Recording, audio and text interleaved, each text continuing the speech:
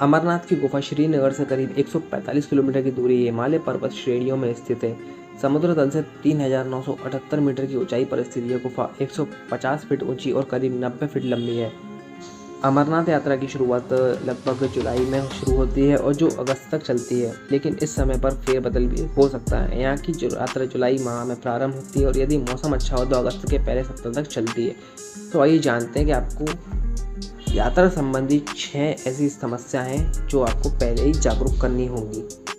Number 1, Shri Amarnath यात्रा 2024 का पंजीकरण करवाने के लिए भारत भर से बैंकों की नियमित शाखाओं के माध्यम से पंजीकरण करवाकर ही यात्रा पर जाएं। पंजीकरण और यात्रा परमिट सबसे पहले आने वाले को सबसे पहले के आधार पर किया जाता है। 13 वर्ष से कम उम्र या 75 वर्ष से ऊपर और गर्भवती महिलाओं का पंजीकरण नहीं होता है। हर यात्री को आवेदन पत्र और अनिवार्य स्वास्थ्य प्रमाण पत्र यात्रा परमिट प्राप्त करने के लिए प्रस्तुत करना होता है। पंजीकरण के साथ ही यात्रियों को बीमा कवर मिलता है। इसके अलावा यात्रा के जोखिम को देखते हुए श्रद्धालु यात्रा पर निकलने से पहले अलग से बीमा करवा सकते हैं। नंबर 2, यात्रा पर जाने से पहले ठंड से बचने के लिए उचित कपड़े रख लें। कई बार ऐसा होता है कि जिन्हें ठंड बर्दाश्त नहीं होती है उनके लिए समस्या खड़ी हो जाती है। यात्रा में ज़्यादा सामान नहीं ले जाएं, बस ज़रूरत का सामान ही ले जाएं। ज़रूरी सामान में कंबल, छाता, रेनकोट, वाटरप्रूफ बूट, जो अपने जूते होते हैं, घड़ी, टॉर्च, स्लीपिंग बैग आदि रख लें। खाने के सामान में सूखे मेवे, टोस्ट, बिस्किट और पानी की बोतल जरूर रख लें। अपने सामान से लदे घोड़े या खच्चर को और कुलियों के साथ ही रहें। पंजीकृत लेबर, खच्चर और पालकी वालों की सेवा ही लें। नंबर 3, अमरनाथ की यात्रा के मार्ग में कई लोगों का ऑक्सीजन की कमी महसूस होती है। ऐसे में सावधानी बरतें। जिन लोगों को आयरन और कैल्शियम की कमी होती है उनके शरीर में ऑक्सीजन लेवल भी जल्द ही घट जाता है।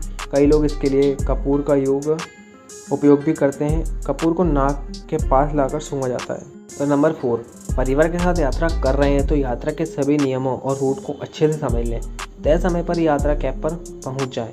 यदि ग्रुप में यात्रा कर रहे हैं तो अपने ग्रुप से दूर ना हो, एकत्रित होकर ही यात्रा करें। फिट रहने के लिए यात्रा से कुछ दिन पहले प्रतिदिन 4 से 5 किलोमीटर सुबह और शाम घूमने या टहलने निकला करें।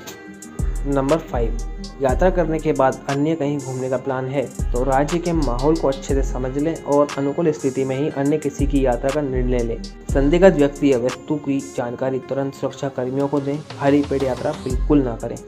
नंबर 6, अमरनाथ यात्रा पर जाने के लिए 2 रास्ते हैं। एक पहलगाम होकर जाता है और दूसरा सोनमर्ग बालटाल से जाता है। यदि देश भर के किसी भी क्षेत्र से पहले पहलगाम या बालटाल पहुंचना होता है, इसके बाद ही यात्रा पैदल की जाती है। सरकार द्वारा निर्धारित रास्ते से ही यात्रा करें। चेतावनी वाले स्थानों पर ना रुकें, आगे बिल्कुल बढ़ते रहें। एंड अगर आपको ये समझ में नहीं आ रहा है कि पहलगाम या बालटाल ये कौन सा रास्ता है, तो मैंने इसके पहले एक बिल्कुल डिटेल वीडियो डाली है कि आप कैसे अमरनाथ यात्रा करनी है। आप वो देख लोगे, आपको पूरा समझ में आ जाएगा। बिल्कुल भी कहीं परेशानी आपको नहीं होगी। तो ये 6 कारण ऐसे हैं जो आपको यात्रा करने से पहले बिल्कुल अच्छे से समझ लेना चाहिए। इससे आपकी यात्रा बिल्कुल आराम से हो जाएगी, आपको कोई दिक्कत नहीं आएगी और इस प्रकार से आपकी अमरनाथ यात्रा आराम से पूरी हो जाएगी। तो चलिए आज की वीडियो में इतना ही। वीडियो चलेगी तो पैसा लाइक कर दे, चैनल को सब्सक्राइब कर दे। मिलते हैं इसी आएगी मजेदार वीडियो में, तब तक के लिए जय हिंद, पीस आउट।